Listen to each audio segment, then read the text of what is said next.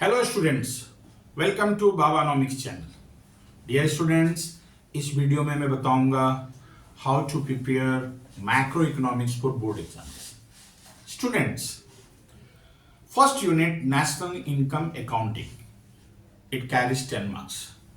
Chapter बहुत बड़ा है, बहुत सारे टॉपिक्स हैं और इसमें छोटे छोटे बहुत सारे टर्म्स हैं। Students are confused. 10 नंबर लाने के लिए आपसे मेरी 3 बातों पे ध्यान दो। Number one is based on numerical. Numerical के साथ 3 मेथड है, आपको पता है, production method, income method, expenditure method. पिछले कई सालों से जो क्वेश्चन का ट्रेंड आ रहा है उसमें ऐसा नहीं है कि जो क्वेश्चन है वो एक ही क्वेश्चन 6 मार्क्स का हो। Find out national income by income method and expenditure method. No students, one question will be based on value added method in this year according to me, and that will be given in sentence and paragraph points. दूसरा question जो numerical से होगा, या तो income हो सकता है या एक्सपेंडिचर हो सकता है, लेकिन उस क्वेश्चन में का बी पार्ट जो होगा that would be how are the following treated in national income and maybe domestic income. तो आपके 6 नंबर का काम पूरा हो गया। अब बात आती है 4 नंबर की। 4 नंबर के लिए आप छोटे छोटे टर्म्स क्लियर कर लो।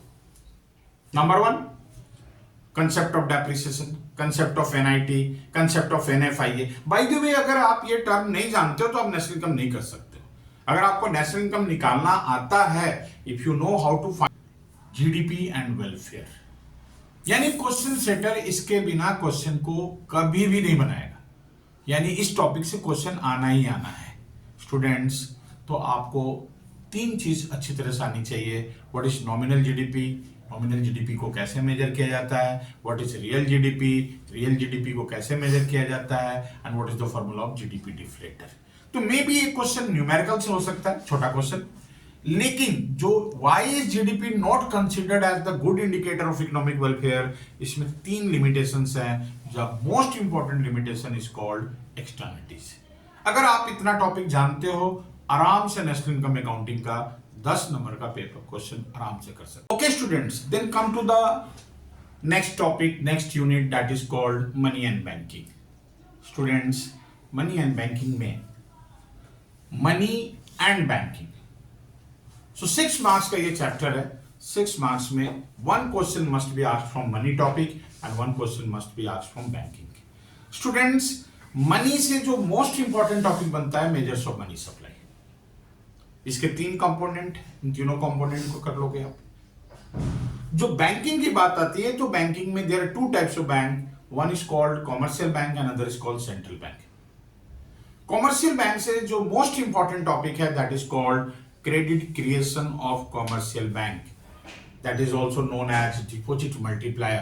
तो 100% आई एम श्योर इस टॉपिक से क्वेश्चन होगा ही होगा।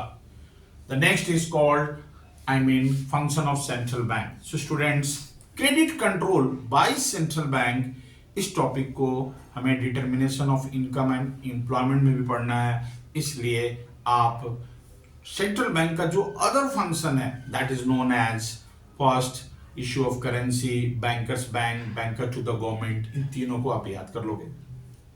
एक क्वेश्चन एक बार बोर्ड में आ चुका है, lenders of the last resort, उसे आप देख लेना, एक पैराग्राफ याद कर लेना अच्छी तरह से, क्योंकि बाकी का जो तीनों फंक्शन वो बहुत सिंपल है। बात आती है क्रेडिट कंट्रोल की, तो क्रेडिट कंट्रोल में there 2 types of control.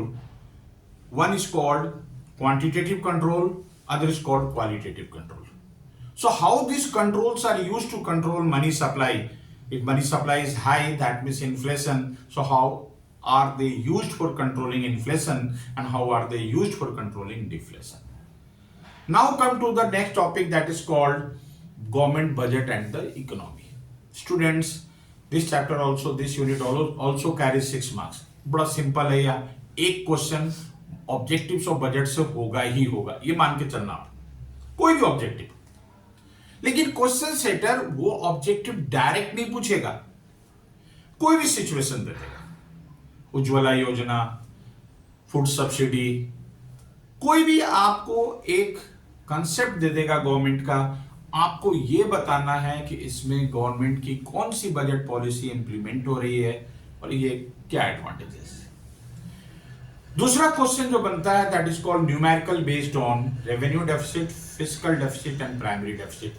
Dear students, fiscal deficit से ही क्वेश्चन बन सकता है, क्योंकि अगर आप फिस्कल डेफिसिट निकालना जानते हो तो सबसे जानते हो, तो आप फिस्कल डेफिसिट के कुछ न्यूमेरिकल कर लो, बाकी इस चैप्टर से आपको कुछ करने की जरूरत नहीं है।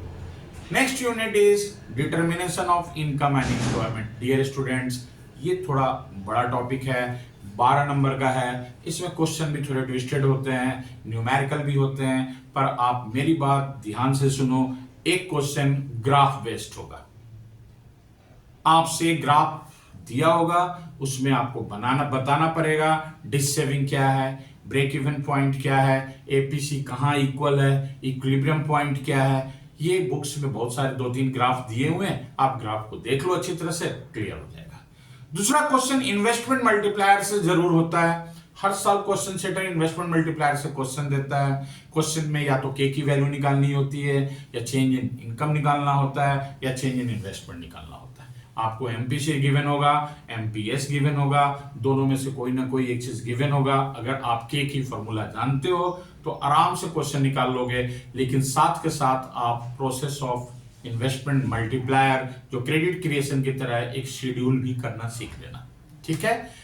Then the same question that is called, जो हमने मनी एंड बैंकिंग में किया, कि what is inflationary gap, what is deflationary gap, how is inflationary gap controlled by monetary policy, and how is deflationary gap controlled by monetary policy. Students, monetary policy में there are two tools, quantitative and qualitative. बहुत समझना है quantitative में क्या है, bank rate का second name, alternative repo rate, reverse repo rate. एक बार bank rate clear है तो रेपो रेट भी क्लियर होगा और रिवर्स रेपो रेट भी क्लियर होगा। LRR, it has two components, CRR and SLR। अगर LRR का कंसेप्ट पता है, LRR की फंक्शनिंग पता है, तो CRR और SLR का भी फंक्शनिंग आपको पता होगा। जो मोस्ट इंपॉर्टेंट दो टूल्स है, one is called open market operation, जहां स्टूडेंट्स कंफ्यूज होते हैं, अच्छी तरह से पढ़ोगे open market operation, and another in one market can be asked margin requirement. So margin requirement is very important for you. Now students come to the foreign exchange and balance of payment. This chapter carries 6 marks. बहुत simple है बेटा, इसमें एक question foreign exchange से होगा, that means 3 marks का foreign exchange का हो सकता है, 3 मार्क्स का बीओपी से हो सकता है। इस क्वेश्चन में भी न्यूमेरिकल के चांसेस होते हैं। तो फॉरेन एक्सचेंज में the most important is flexible and that is called managed floating exchange rate. Dear students, fixed, flexible and managed floating exchange rate, there are 3 types of concept. तीनों के दो merits and demerits, दो advantages and disadvantages जरूर कर लेना आप, क्योंकि पिछले साल ये क्वेश्चन टच नहीं हुआ था और ये सिलेबस में ऐड हो चुका है। तो हो सकता है शायद क्वेश्चन सेटर ये सोच ले कि इससे क्वेश्चन पूछा जा सकता है। Next is that is called depreciation and devaluation, इसके इंपैक्ट, एप्रिसिएशन एंड रिवैल्यूएशन, इसके impact. Impact on what?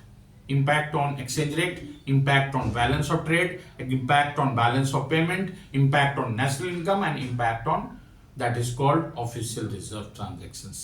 So the most important है इसमें that is called impact on national income and impact on exchange rate. बात आती है BOP से, तो BOP में ऑटोनोमस एंड एकोमोडेटिंग ट्रांजेक्शन का कंसेप्ट बहुत अच्छी तरह से क्लियर होना चाहिए। साथ ही साथ करंट अकाउंट के कंपोनेंट क्या है और कैपिटल अकाउंट के कंपोनेंट। स्टूडेंट्स, आपको लगता होगा कि सर ने सारी बातें बोल दी, लेकिन जब आप बुक ओपन करोगे, जब पढ़ते जाओगे, तो बहुत सारे चीज आ जाएंगे। आपने अच्छी तैयारी की होगी, आपको सब कुछ आता होगा, खासकर जो 100 मार्क्स लाने वाले बच्चे हैं वो तो पूरा पढ़ते ही हैं। पर ये वीडियो उन लोगों के लिए जो एवरेज स्टूडेंट्स हैं, जो डरते हैं कि पेपर में क्या करके जाएं, क्या ना करके जाएं, कौन सा आ सकता है, कौन सा नहीं आ सकता है। तो कंसीडर माय एक्सपीरियंस, मैं आपको बता रहा हूं कि ये टॉपिक अगर आपको आता है तो आप वेरी स्मूथली बोर्ड का पेपर क्लियर करके आओगे और अच्छे मार्क्स लेकर आओगे। Thank you for watching this video आपको अच्छा लगे तो लाइक करो, शेयर करो, अगर कुछ गलतियां हैं तो कमेंट करो। Thank you, all the best.